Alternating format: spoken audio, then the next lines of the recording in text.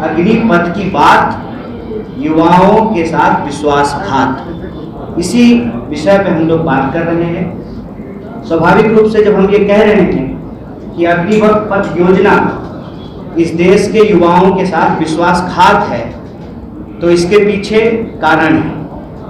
कारण क्या है?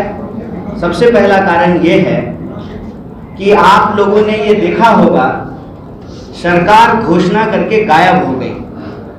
सरकार की तरफ से कोई प्रेस कॉन्फ्रेंस नहीं किया गया है। जैसे प्रधानमंत्री जी कोई प्रेस कॉन्फ्रेंस नहीं किए हैं, दूसरी बार प्रधानमंत्री बने हैं, प्रेस कॉन्फ्रेंस नहीं करते हैं। जब भी कोई संकट होता है, राजनीतिक संकट होता है सरकार को, तो वो सेना को आगे कर देते हैं। और आपने नोट किया होगा कि घोषणा की मंत्री जी ने, और घोषणा का बचाव जो है वो हमारे आदरणीय सम्मानित सेना प्रमुखों से करवाया गया।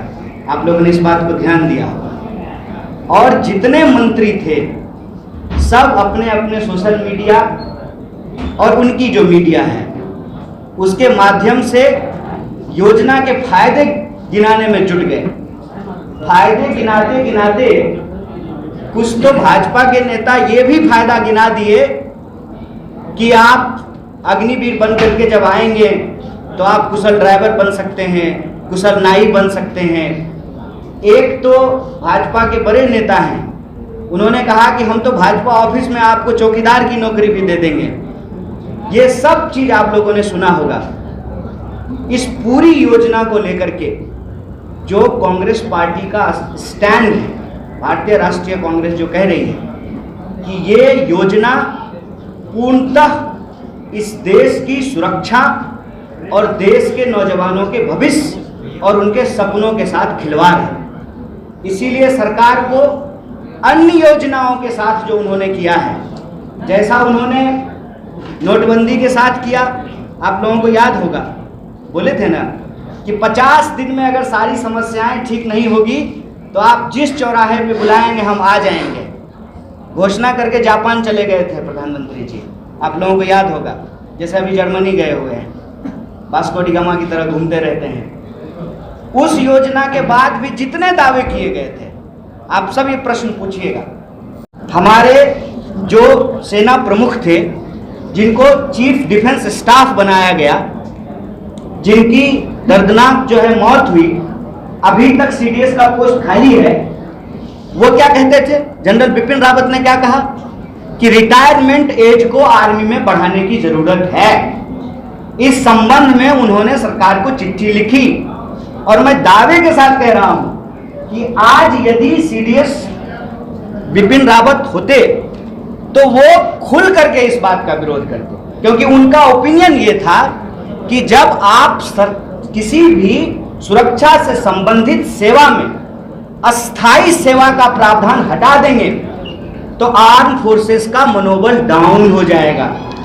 आप एक बात बताइए, अपने ऊपर रख करके मैं पत्रकार साथियों से पूछता हूं, आपके जो पुराने सीनियर साथी होंगे उनसे पूछिएगा, जब सेवा की अस्थाई गारंटी होती है तब मनोबल कितना ऊंचा होता है, और जब टर्मिनेट करने का तलवार आपके सर पे लटक रहा हो तो काम करने का क्या प्रेशर होता है। आप चाहते हैं कि सुधार हो, तो सुधार के पक्ष में तो कांग्रेस पार्टी भी रही है। आप लोगों को मैं बता दूं कि short service commission Congress party लेकर के आई, और जो हमारे वेटरन्स हैं, जो सेवानिवृत्त हमारे सेना के अधिकारी हैं, सेना के जवान हैं, उनके लिए स्पेशल कमीशन जो है डॉक्टर मनमोहन सिंह की सरकार के दौरान बनाया गया। और प्रधानमंत्री जब आए तो उन्होंने कहा कि और सुधार की जरूरत है, और उन्होंने कहा 1 रैंक 1 पेंशन हम लागू करेंगे। ये प्रधानमंत्री जी की भाषा है। और 1 रैंक 1 पेंशन को समाप्त करके 9 रैंक 9 पेंशन कर दिए हैं।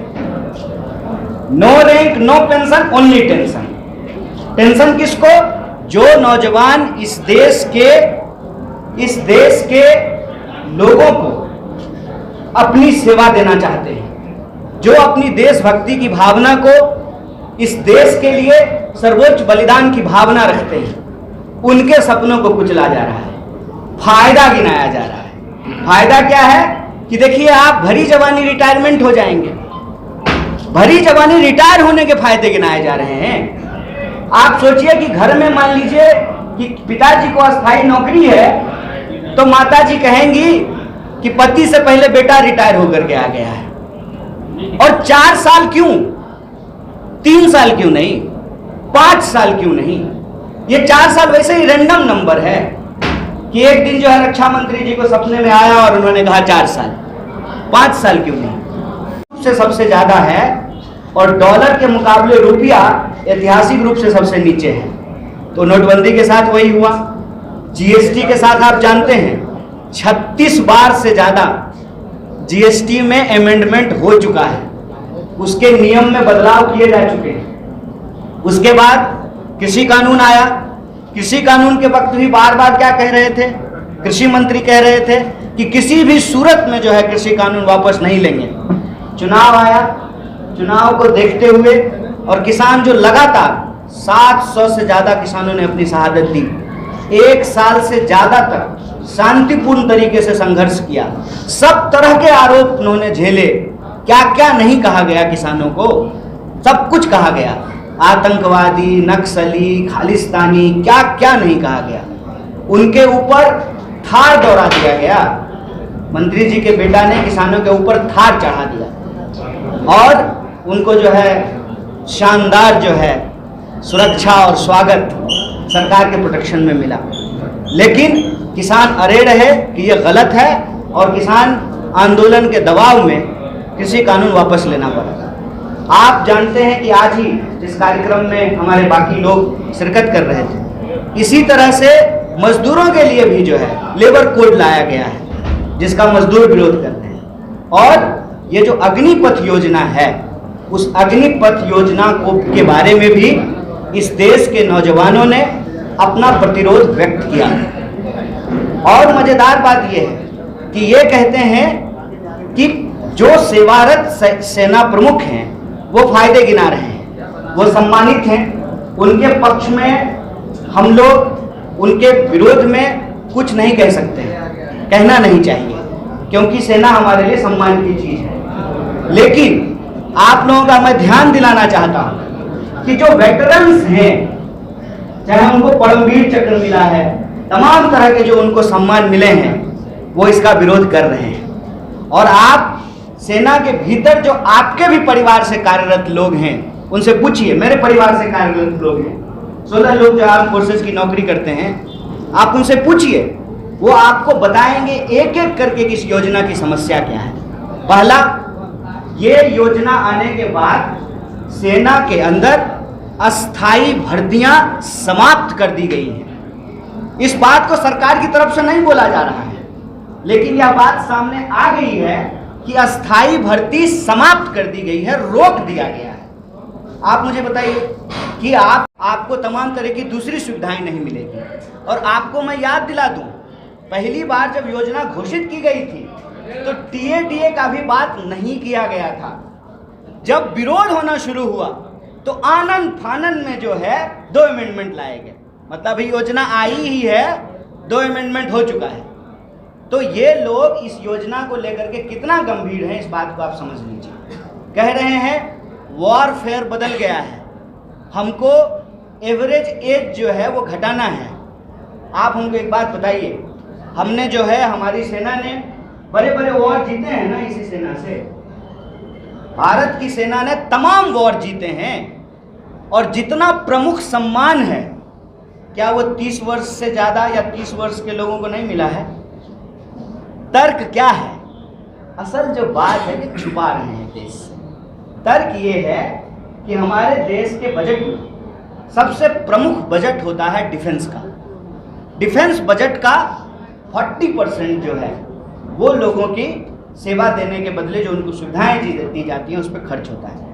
ये उसमें बजट कटौती करना चाहते हैं, लेकिन इस बात को ये ईमानदारी से बोल नहीं रहे। ये इस बात को बोल नहीं रहे हैं कि जैसे तमाम विभाग को या तो बेचे गए हैं या उसको कॉन्ट्रैक्ट पे किया गया है, उसी तरह से ये देश की सुरक्षा में भी ठेकेदारी लाना चाहते हैं।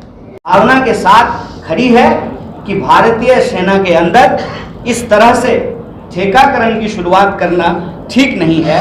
यह देश की सुरक्षा के साथ खिलवाड़ है और देश के नौजवान जो संघर्षरत हैं उनके संघर्षों के साथ हम कंधे से कंधा मिलाकर खड़ा हैं। यही एक बात कहना चाहते हैं कि कोई भी आंदोलन अगर सत्य और अहिंसा के रास्ते पे चला है तो उसकी जीत हुई है। उसमें अगर किसी भी और चीज का इस्तेमाल होता है उससे आंदोलन बदनाम होता है। इसीलिए हम साथियों से आग्रह करेंगे कि आप लोग किसी भी अन्य प्रकार के माध्यमों का इस्तेमाल ना करें, सत्य और अहिंसा को अपना करके अपनी इस मांग को जरूर रखें। और इसी संदर्भ में बिहार की जो प्रदेश इकाई है भारतीय राष्ट्रीय कांग्रेस की, वो 243 विधानसभा में कल सत्याग्रह करेगी। 10 बजे के बाद से यह सत्याग्रह चलेगा। मैं तमाम अपने नौजवान साथियों से यह आग्रह करता हूं कि शांतिपूर्ण तरीके से इस सत्याग्रह में अपने न्याय के लिए आप शरीक होइए, शामिल होइए। और मैं पत्रकार साथियों से ये आग्रह करूंगा कि आप अपना सवाल बेशक पूछें, मैं अपने वक्तव्य को यहाँ विराम दूंगा।